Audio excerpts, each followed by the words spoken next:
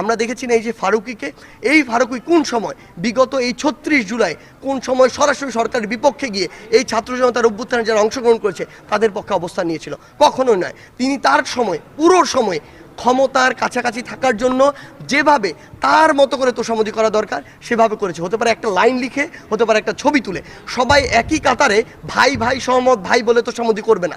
কেউ একটা লাইন লিখে, কেউ একটা শব্দ বলেও তোষামোদি করে। এই ফারুকীরা কিভাবে এই উপদেষ্টা পরিষদে আসে? আমাদের জায়গা থেকে আমরা সেদিনই স্পষ্ট করে বিরোধিতা জানিয়েছি এবং আমরা আমাদের জায়গা থেকে বলি, এরকম নীরব থাকা, কঠিন সময় নিজের গা বাঁচিয়ে চলা লোকদেরকে আমরা উপদেষ্টা পরিষদে দেখতে চাই না। তারা কোনোদিন এই স্পিরিটটিকে ধারণ করতে পারে না। যদি পারত তখনই তারা তাদের জায়গা থেকে প্রতিবাদ জানাতো। এবং আমরা আমাদের জায়গা থেকে মনে করি যেই মানুষগুলো এই সামগ্রিক অভ্যুত্থানটাকে ধারণ করেছিল, ধারণ করছে এবং স্পিরিটটিকে সামনেও ধারণ করার মতো মানসিকতা রাখে, শুধু তাদেরকে দিয়েই এই অন্তর্বর্তীকালীন সরকার পরিচালনা হওয়া উচিত।